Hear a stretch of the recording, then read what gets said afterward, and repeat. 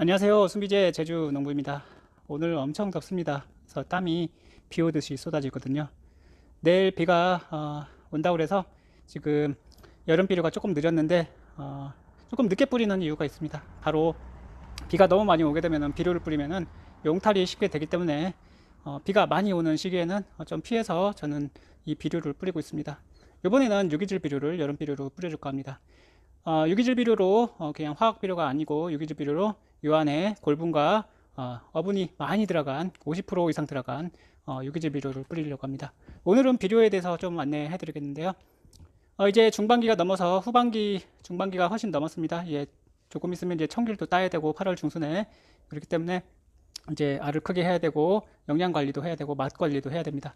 오늘은 어떤 비료를 쓰면 좋겠냐 이런 이야기를 해보도록 하겠습니다. 이제 중반기에 넘어서면은 마그네슘도 많이 필요하고 광합성을 위해서 많이 필요하고 맛을 내기 위해서는 칼슘과 마그네슘도 많이 필요합니다. 그리고 골분도 많이 들어간 비료를 주셔야 되고 어분도 많이 필요하겠죠. 이번에 제가 뿌릴 비료는 여기 유기질 비료입니다. 유기질 비료를 지금 뿌리려고 하는데 가리가 조금 부족합니다. 그래서 가리가 들어간 유황가리고토 아니면 황산고토 이런 것을 또 첨가해서 함께 뿌려주시면 좋겠습니다.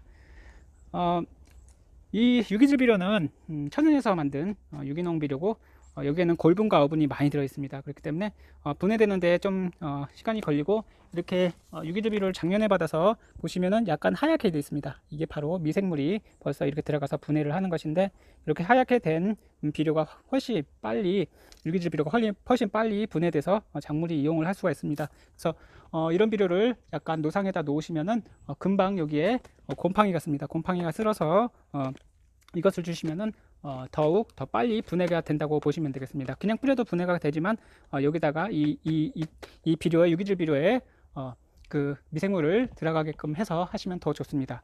이 유기질 비료는 퇴비랑 다르게 분해가 안 된 그냥 비료이기 때문에 그러니까는 발효가 안 된 비료이기 때문에 이게 좀 땅에 떨어져서 거기서 이제 미생물이 붙어서 분해를 하는데 상당히 오래 걸려서 최소 보름에서 한 달 정도는 있어야지 효과가 납니다. 그래서 여기다가 화학 비료도 함께 첨가해 주시면 도움이 많이 되겠습니다. 그리고 비료를 뿌리실 때 이렇게 보통은 다른 비료도 많이 뿌리시는데 복합 비료를 뿌리실 때 질소, 인산, 가리만 있는 비료를 뿌리시지 마시고 고토, 붕소, 뭐 칼슘 이런 것도 함께 첨가된 비료를 뿌리시면 좋습니다. 뭐 기량작용을 많이 말씀을 하시는데 기량작용은 요거 뿌리는 거 뿌려서 그러니까 뿌리는 비료에는 기량작용이 해당되지 않습니다. 제가 그렇게 알고 있고요. 양액으로 하는 게 기량작용에 문제가 있다고 그래서 양액이 아닌 이상은 그냥 토양에 뿌리는 것은 이렇게 기량작용에 대해서 생각을 안 하셔도 될 것 같습니다. 단, 요 석회고토나 이런 것은 그러니까는 문제가 될 수 있습니다. 이제 질소가 이제 가스화되고 인산이 고정되는 그러니까 문제가 발생하니까 서로 이제 맞닿아서 문제가 발생하니까 이런 석회고토 같은 석회질 비료는 따로 뿌려주시는 게 좋습니다. 그래서 제가 생각하기에는 2, 3주 간격으로 이렇게 띄어서 뿌려주시면 되겠습니다.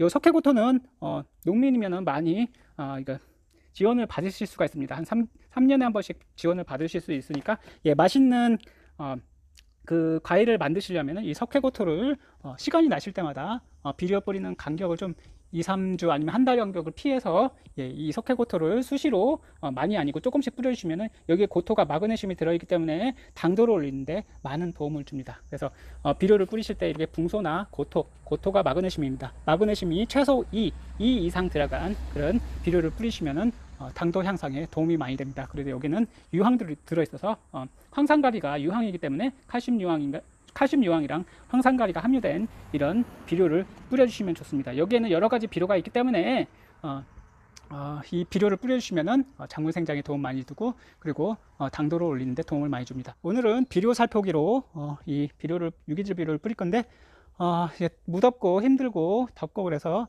최소한 힘든 것을 피하기 위해서 기계를 이용할 것입니다.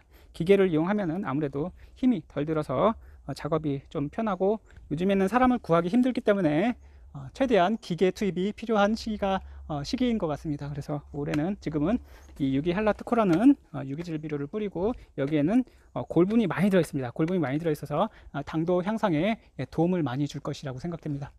요거는 작년에 제가 만든 유황가리고토인데 지금 색이 엄청 안 좋습니다. 시커멓고 안 좋아서 아무래도 이거는 폐기 처분해야 될 것 같고, 유황가리고토는 얼마 전에 괜찮았었는데 색이 저기 갈색으로 냄새도 좋고 좋았었는데, 이번에 장마기를 거치고 좀 묻었고 그러면서 이게 문제가 발생했습니다. 그래서 이걸 쓰더라도 관주로만 쓰지 연면시부는 절대로 하면 안 될 것 같습니다.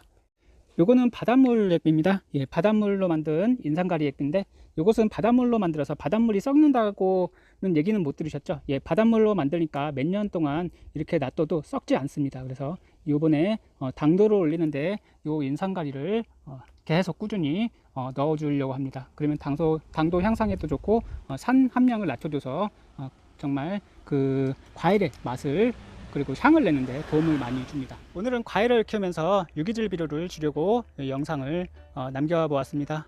유기질 비료도 주고 이제 2-3주 간격으로 석회고토나 이런 마그네슘이 들어간 칼슘 비료를 주시면 좋습니다. 대신에 같은 시기에 똑같이 주면은 이게 서로 반응을 하기 때문에 항상 칼슘제는 따로 별도로 해주시는 게 좋습니다.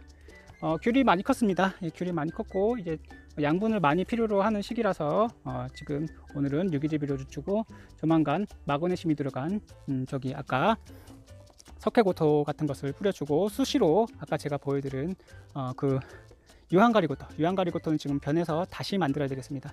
한 2주면은 여름이나 2주면 금방 만들어지기 때문에 유황가리고토는 당밀이랑 이제 유황가리고토를 비료를 사갖고 만들면 되고요. 만들어서 다시 사용을 해야 될 것 같고, 바닷물 인산가리 액비는 이제 1톤 정도로 만들어 놨기 때문에 이번에 함께 수시로 뿌려줘서 맛을 올리고 당도를 올리는데 주로 이용할 예정입니다. 여러 가지 자재가 많습니다. 당도 올리는 데는 이제 마그네슘과 그리고 막 보면은 인산가리 여러 가지 많습니다.